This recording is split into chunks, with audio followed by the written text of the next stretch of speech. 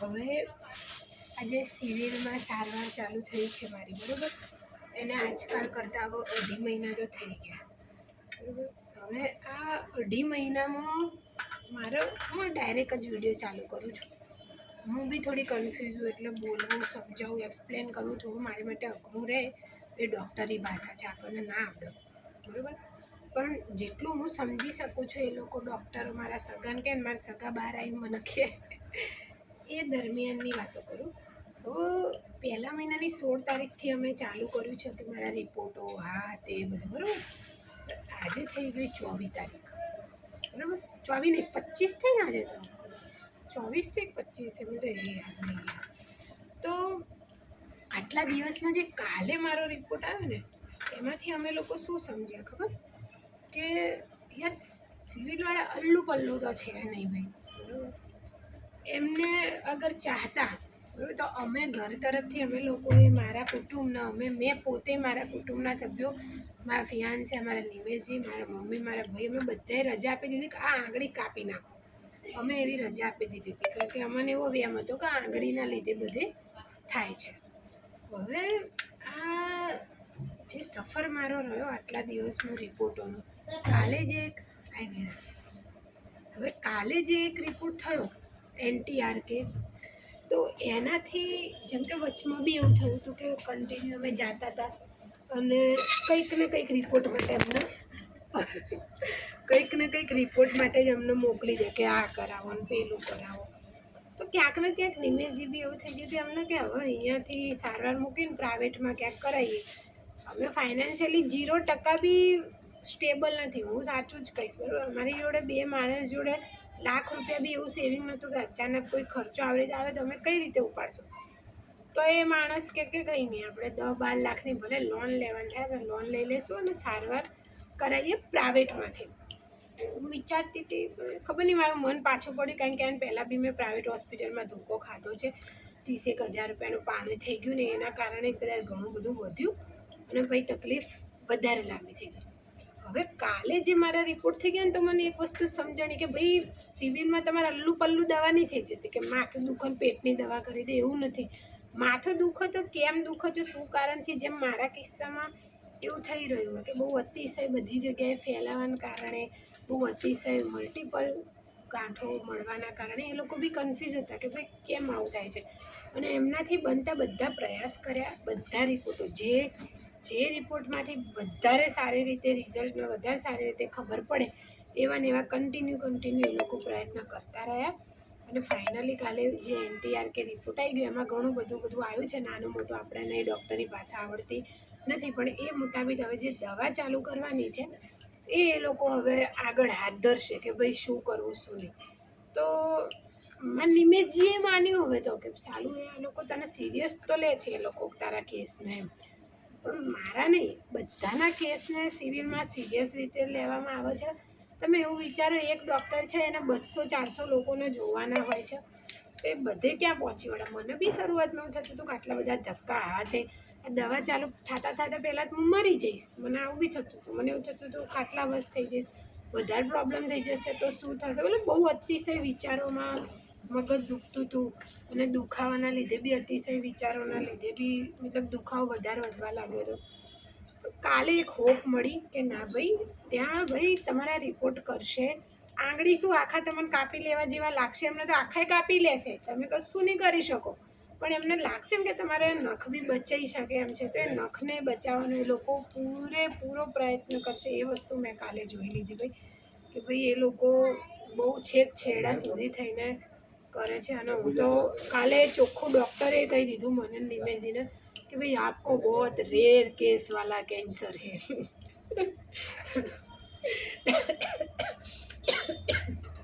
કાલ તો થોડી વાર અમે 2 માણસ બહાર આવી, પહેલાં હું બહાર લાઈનમાં હતા ને ડૉક્ટર મોડા આવ્યા ને આવ્યા નહોતા ને બહુ મોડું થઈ ગયું હતું. મેં તો પણ આજે કંઈ નહીં થાય, તો હું રડી ગઈ હતી કાલ તો.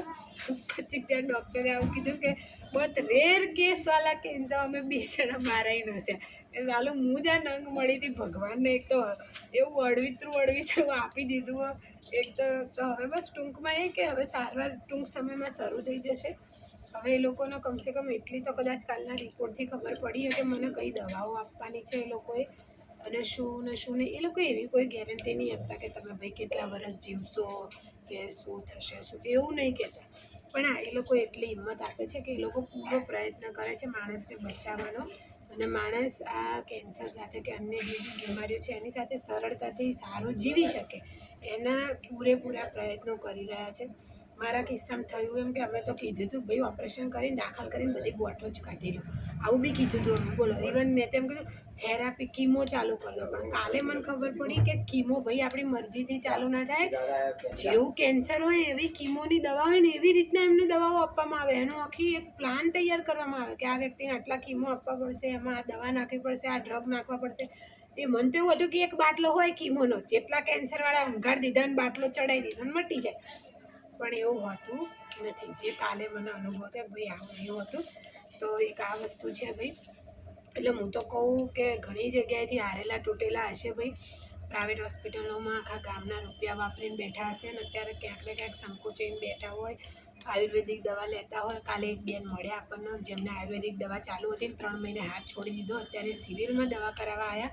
એ મારો વિડીયો જોતા હતા એટલે મને ઓળખી ગયા, એમને મને બોલાવી, અમે બંને વાત કરી અને 3 મહિના થઈ છે દિલ્હી આયુર્વેદિકની દવા લેવા જતા હતા. અને હવે એમના અહીંથી કીમો ચાલુ કરવામાં આવશે, જે પ્રોસેસ છે એ પ્રમાણે, જે રિપોર્ટો કરીને નવા. સેમ એક નાનું બાળક 12 વર્ષનું મળ્યું જેના પપ્પાએ 7 લાખ રૂપિયા ખર્ચ્યા એ છોકરાની ગાંઠ પાછળ, અને અત્યારે એ બિચારા સિવિલમાં આવ્યા. તો ક્યાં કે 7 લાખ રૂપિયા, હું તો કહું વહેલા સિવિલમાં આવી ગયા તે 7 લાખમાંથી 2 લાખનું બાળકને ખવડાવત ને તે વધારે વહેલું ઊભું થઈ જાય, બરાબર. બાકી પ્રાઇવેટ હોસ્પિટલવાળા કેટલા ફ્રોડ શું કરે છે એ મારી આંગળી જોઈને તમે લોકો નક્કી કરી શકો છો. ચણાના દાણા જેવડી આંગળી હતી, મારું ઓપરેશન કરવાનું થયું ત્યારે એ બાયોપ્સીમાં આવ્યું હતું, અમને કીધું નહીં, નહીંતર અમે 8-10 મહિના કદાચ વહેલા ગયા હોત તો સારવાર મારી વહેલા શરૂ થઈ ગઈ હોત, બરાબર. પણ જે પ્રભુને જે સમય યોગ્ય લાગે ખરો. પણ બસ હું સિવિલ છોડવાની છું નહીં ભાઈ, બરાબર. હું તો ખોટું નહીં કહેતી. થેરાપી એ ત્યાંથી લેવાનું થાય ને મરવાનું થાય ને હું તો પોસ્ટમોર્ટમને કરાવવાનું ત્યાં જ કહીશ મારા ઘરના, બહાર ક્યાંય લઈ જ ના જતા. જે ગણો એ બાપા, અને જે ટ્રીટમેન્ટ ટોટલી ફ્રી થાય છે. જેમને બીજા કોઈ ડોક્યુમેન્ટ ના આવે ત્યારે બધાના આયુષ્યમાન કાર્ડ બને જ છે, કોઈ એમાં નથી, બધાના બને છે, બરાબર. તો આયુષ્યમાન કાર્ડ ઉપર 10 લાખની તો દવા એ મફત થાય જ છે. આપણે બીજી ખોટી જગ્યાએ જઈને શરીર ચૂંથાઈને જેને તે કરાવીને લાખો રૂપિયા ખર્ચી દેવા એમ કરતાં સિવિલમાં થોડું હેરાન થઈને થોડો સારો ખોરાક ખાઈને તમે વધારે સારી રીતે કેન્સર સામે લડી શકશો. ને એક બીજી વસ્તુ, ડૉક્ટરે મને ચોખ્ખી ચટ ના પાડી છે કે તમારે ભૂખા રહેવાનું થતું નથી, જેટલું ભાવે જેટલું ખવાય પેટ ભરીને ખાવાનું, જે ભાવે. મને ચોખ્ખું કહેવામાં આવ્યું છે ભૂખ્યા રહેવાનું નથી, બિલકુલ ભૂખ્યા રહેવાનું નથી, બરાબર. કારણ કે ક્યાંક ને ક્યાંક કેન્સર સામેની લડત માટે સારો પેટ ભરીને ખોરાક જે રોજિંદા જીવનમાં તમે ખાઓ છો એ, અને દવાઓ, બરાબર. નહીંતર પછી ભૂખ્યા રહેવાનું ચોખ્ખું ના પાડી છે. એટલે એ સજેશન મને ઘણા લોકો આપી રહ્યા, પણ એ બી હું હવે કરીશ નહીં. આમે હું તો આડા દિવસે ભૂખી રહેતી કલાકમાં ચક્કર આવતા. તો અત્યારે મને તો એવું થાય જ છે, હું જેવી સવારે ઉઠું દીવાબત્તી કરીને પહેલાં ચા નાસ્તો કરું પેટ ભરીને, ત્યારે જ મને શરીરમાં સારું લાગે. એક આ બધી વસ્તુ છે ભાઈ. હું તો કહું છું કોઈક એવું હોય ભાઈ પ્રાઇવેટમાંથી, હવે એવું તમને લાગતું હોય કે કંઈ મેન નહીં પડી રહ્યો, થોડી હિંમત કરીને સિવિલ આવી જજો. માતાજી બધા રિપોર્ટ તમારા થશે ને એ મજાનું થઈ જશે.